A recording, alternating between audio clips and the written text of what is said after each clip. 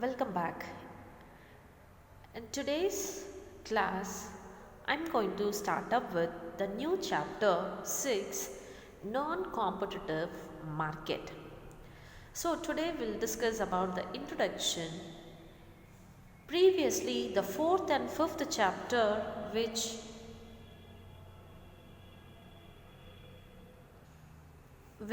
constitutes the various segments. From there, it is a continued part which is called as non-competitive market. So, from a market structure, in the beginning, I've explained about based on competition, the market have been classified into perfect competition and imperfect competition based on competition. Next, based on time, there is a short period market, very short period market, long period market. Based on the place, it is a local market, national market, regional market and international market. Now, the concept is from the point of competition, there are two competition. One is perfect competition, another one is imperfect competition. So, under the imperfect competition, we have under the imperfect competitive market, we have two types of thing. One is seller's market, the another one is buyer's market. Okay, so sellers in here we use the term poly. Seller means poly, buyers means spawny. Have you got it? There are two words. One is a seller market, the another one is buyer market. For the sellers we call it as a poly and for the buyers we call it as a spawny. Now look to this. So under the imperfect competitive market, okay, we have different types. That is, under the sellers market, we have a monopoly market, number 1. Number 2, duopoly market. Number 3, oligopoly market. Number 4, monopolistic competitive market. And under the buyers market, we have a monopoly, we have a duopoly and we have a oligopoly. That is, these are all the buyers market and these are all the sellers market. Okay, see, we know what is perfect competition. That is, in a previous video we have discussed. Perfect competition is a market where the large number of buyers and sellers will be selling the homogeneous product for the identical prices, for the same prices, where free exit and entry is possible and perfect knowledge of the market. So that is the perfect competitive market. From the perfect competitive market, from that assumption, if any one or two assumption fails, it becomes a non-competitive market or it is called as a imperfect market. This imperfect market have been influenced by Mrs. Joan Robinson. So she developed a concept called imperfect competition in her famous book, The Economics of Imperfect Competition. So Mrs. Joan have been pointed out that prices charged by different sellers for a product is not the same, and she calls it as a situation of imperfect market.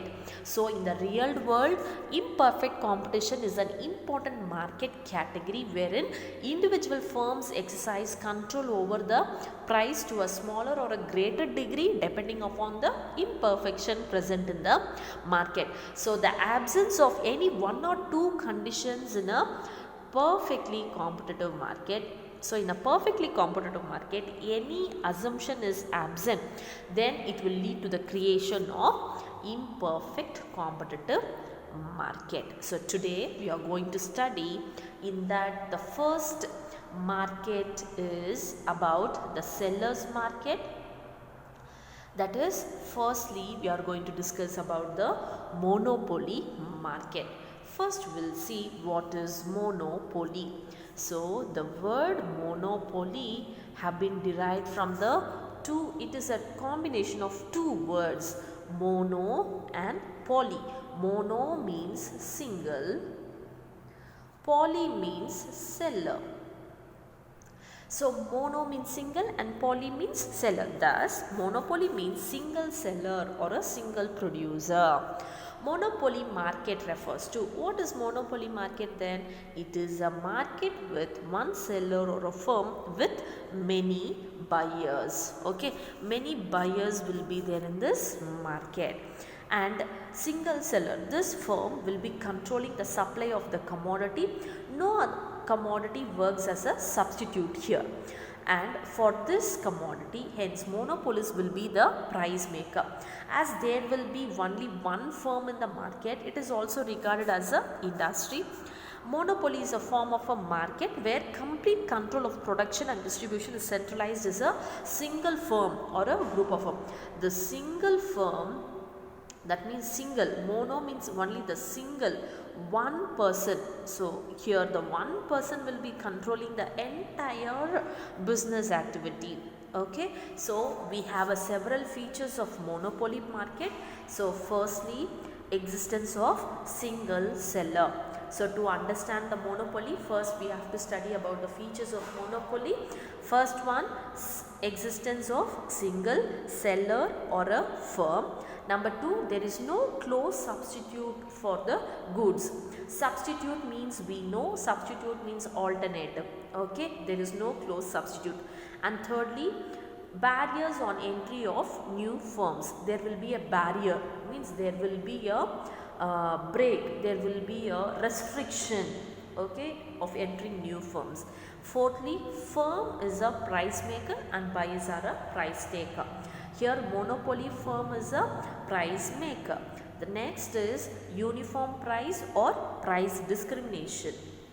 And the next is no difference between the firm and industry. The last point is perfect knowledge. So in detail, to study about this monopoly market, we will move on to the next part, the features of monopoly market. Number one, that is existence of single seller. So there is only single seller for a product. So he will be the only seller and there will be many buyers. Buyers will be more and seller will be one person, one single person. There is only one firm in the industry. Monopolist has, means a seller, monopoly seller, we call it as a monopolist. Monopolist means single seller. Okay, so single seller and has a full control over the production. Whatever the production is making, so that entire control will be made by this single seller called monopolist of the output. And monopolist has no rivals, nor does monopolist face any competition. He will not face any kind of a competition because he is a single person. Okay, he faces no competition because he is a single seller. No other seller are there in the market. For example, we can say electricity board. Okay, for a home, from where do we get the electricity? We get from the KB, right? Okay, so from Karnataka Electricity Board, he will be supplying the electricity. Any other electricity, anybody else supplying? No. Okay, it is one board. That means he is a single seller and it is a sole seller. Hence, monopoly means existence of single seller. So here the seller will be only one person. So the next one is, there is no close substitute. Here I have given the example of onion and here on the top of it you can see some salt on the onion. Here the commodity are same. Okay, so I have given here, that means the commodity here in the monopoly market, the commodity have no substitute. See, substitute means alternative. So instead of coffee we can go for tea, or instead of Coke we can go for Pepsi. So what is this? Tea and coffee and Coke and Pepsi, these are the substitute goods. Instead of coffee we can go for tea, or instead of Coke we can go for Pepsi. What is that substitute? But under the monopoly market there is no close substitute for water. Okay, water is one commodity. So can we substitute water for some other commodity? No. For example, onion I have given here. For onion any other substitutes are there? No. For salt any other substitute are there? No. To show the example I have given onion and salt. Okay. So for this commodity there will be no close substitute. Okay. The monopolist products have no close substitute. So monopolist does not face any competition in this market. Okay, no other people will be supplying that good, only single seller will be there. Okay, that is why you don't face any kind of a competition. The next one is barriers on entry of a new firms. Okay, there will be a barrier. Barrier means restrictions. Okay, restrictions we will be having. Who will be having means new firms will be having a restriction. They cannot enter the firm. They cannot enter. Okay. New firms cannot enter the market. Monopolist has a complete control over the supply. For example, here is one product is given, Coca-Cola. So here control over the supply. So the entire control will be made by only the industry but nobody else. So for example, in India, the production of atomic energy. Atomic energy means where guns, you people know nuclear weapons, okay, for army whatever they use, atomic energy is under the control of the government. And any private people are producing gun, atomic, nuclear weapons, all that have you seen? No, it is not legally permitted. Atomic energy means it is completely under the control of the government. Except the government, nobody else supply these goods.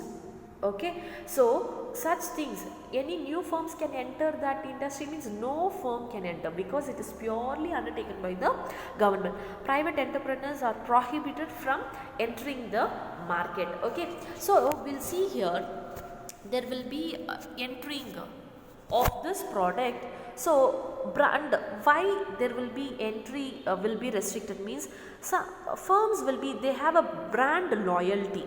Okay, consumers attachment towards the product and the economies of scale. Economies means they will have positive and negative impacts. Here they will have a positive impact of the thing. And geographical barriers. And here you can find the being the first mover. These people will be having a fast movement in the market. And vertical integration and patent. They will be having all the legal barrier to copying the product. Nobody else can do that. Okay. So here some of the examples I've shown where they don't have any in this Coca-Cola company, no private people can enter. Here some example is given, Dell, Sony, Tata. Okay, and here they have seriously prohibition in entering the new firms. Everything will be controlled, the technology, everything will be controlled by the monopolist only. Here no private people can be allowed or entertained in the production process. Okay, so the next one is firm is a price maker. Firm is a price maker. So whatever the price fixed, for example 10 rupees price or 20 rupees price or 30 rupees price, who is fixing that price means firm. Firm is a price maker and buyers, we are a price taker.